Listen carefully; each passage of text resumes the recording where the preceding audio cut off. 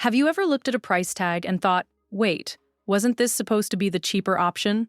And then almost instantly you start doubting yourself. Am I being stingy? Am I overthinking this? Is everything expensive now? Or am I just imagining it? You're not imagining it.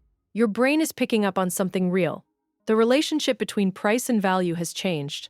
Companies aren't just charging more. In a lot of cases, they're charging more for less. Less quality, less convenience, less durability, less actual benefit. And that's why shopping feels so weird now.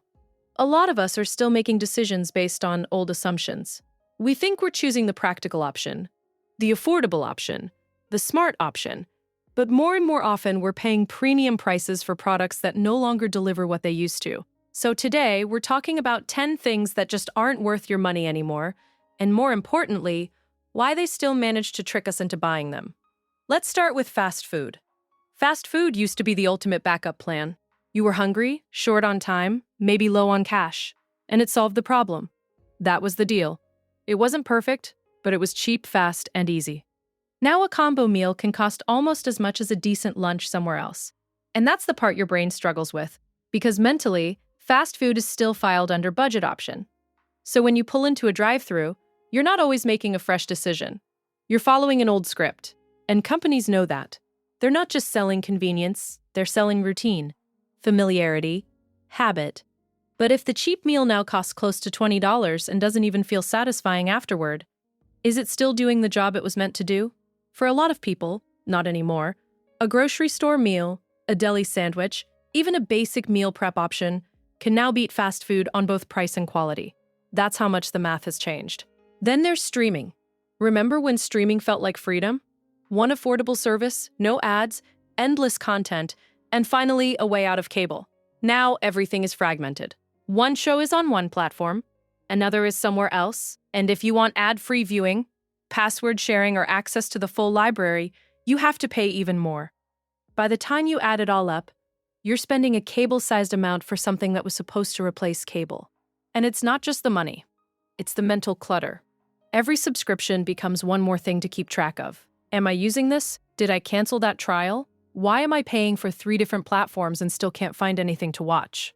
That constant background decision-making drains you. A smarter move now is to rotate services.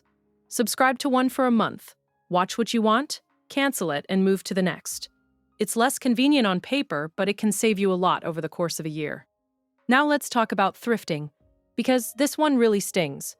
Thrifting used to be one of the best money-saving strategies out there. You could walk in with a small budget and leave with unique, high-quality pieces for almost nothing.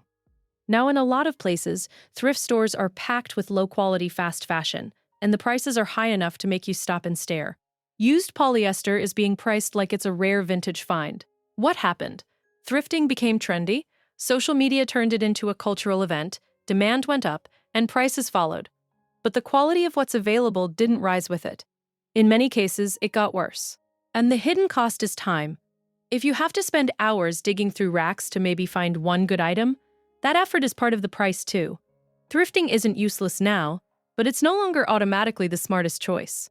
Sometimes secondhand is still amazing. Sometimes a sale rack in a regular store is actually better. The point is, you can't assume used means cheaper and better value anymore. The same kind of shift happened with drugstore makeup. This is where things get really sneaky, because the budget option often still looks like the budget option. Same shelves, same branding, same feeling. But the prices have crept up so much that the gap between drugstore and prestige beauty is way smaller than people realize. So you grab the mascara or foundation, thinking you're being financially responsible, when in reality, the higher-end version might only cost a few dollars more. That's the trick. Your brain still thinks in old price tiers, even though the tiers themselves have moved. That doesn't mean you should always buy the expensive brand. It just means you have to compare now. You can't assume the cheaper-looking option is actually the better deal. Okay, we're at the halfway mark. And if you're still watching, that tells me you're genuinely serious about getting smarter with your money. So I need to ask you a quick favor. Hit the subscribe button right now. I put out videos like this every single week, and subscribing is literally the best way to make sure you never miss one. It takes 1 second, costs you absolutely nothing, and it helps this channel grow so I can keep making this content for you. Seriously, just tap the button. I'll wait. Done? Amazing. Let's keep going. Then there's the world of viral trend products. The item everyone suddenly needs. The must-have tumbler. The aesthetic gadget that's all over your feed. The product that somehow manages to make you feel behind if you don't own it. And that's the key. A lot of these products aren't really about function. They're about belonging. They're about signaling. They create the feeling that if you don't have this one thing, you're missing out on the moment. Brands are incredibly good at engineering that pressure. Limited availability, countdowns, influencer hype, exclusive colors, special drops. All of it is designed to make a normal object feel emotionally urgent.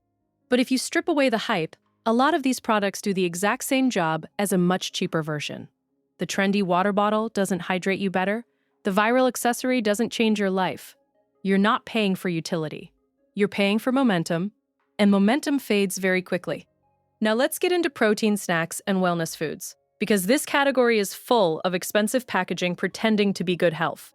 Protein bars, protein cereal, protein chips, protein cookies, protein coffee. Add one health-focused word to a product, and suddenly companies think they can charge double. And yes, protein matters. Health matters. But a lot of these products are just processed snacks with a fitness costume on. They're sold as discipline, optimization, self-care, clean living. But often, the nutritional value doesn't justify the premium price at all. Basic foods like eggs, Greek yogurt, beans, tuna, chicken, cottage cheese, those are still some of the best value options out there. They're just not wrapped in trendy branding. That's what makes this category so powerful. It doesn't just sell food. It sells identity. It makes you feel like you're making a smart, healthy decision, even when you're overpaying for something completely average. Fast fashion has also changed in a way a lot of people haven't fully caught up with. It used to make sense as a trade-off. Low quality, low price. You knew what you were getting, but the price made it acceptable. Now the quality is still disappointing, but the prices are climbing fast. A flimsy synthetic sweater costs enough to make you hesitate. A dress made from cheap fabric is priced like it should last for years, even though you know it probably won't. And because these stores still live in our minds as affordable, we don't always stop to compare. We see a high price and assume that's just normal now.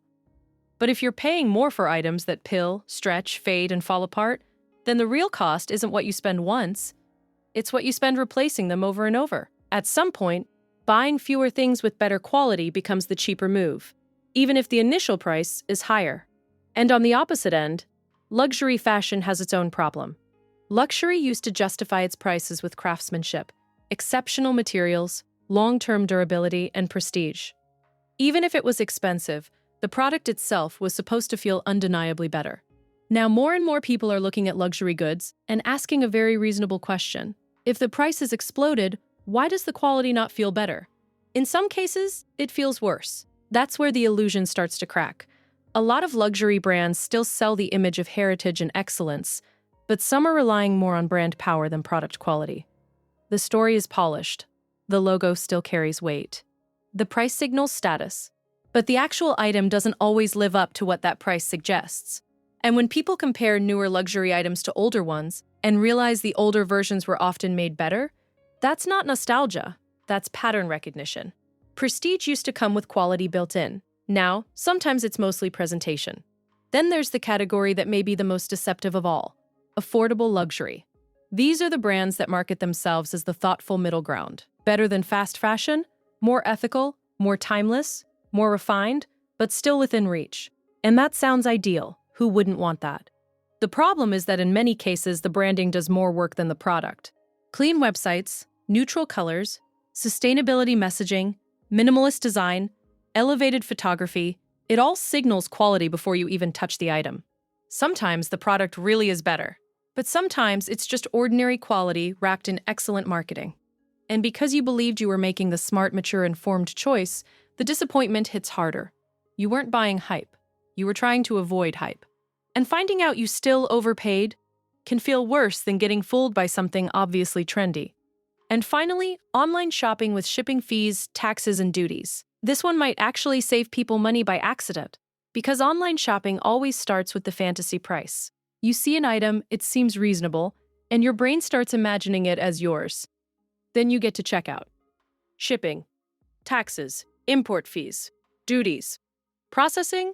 Suddenly, the item that felt affordable is way more expensive than you expected, and the whole purchase loses its appeal. That moment of shock is frustrating, but it's also useful.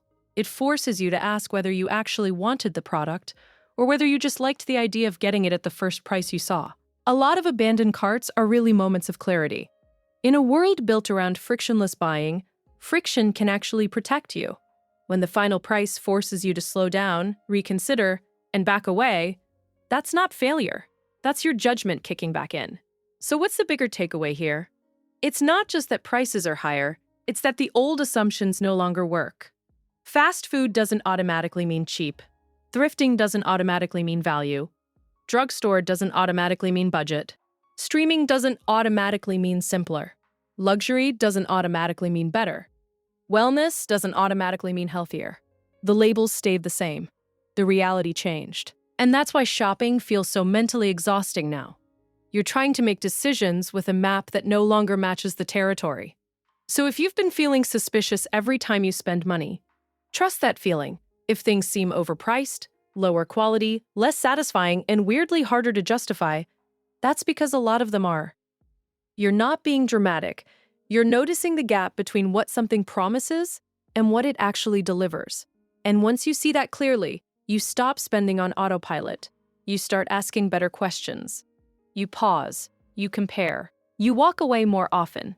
And that pause can save you a lot of money. If this resonated with you, subscribe for more videos on smart spending, consumer psychology, and how to stop overpaying for things that just aren't worth it anymore. If this gave you a new perspective, subscribe, and let's build smarter together.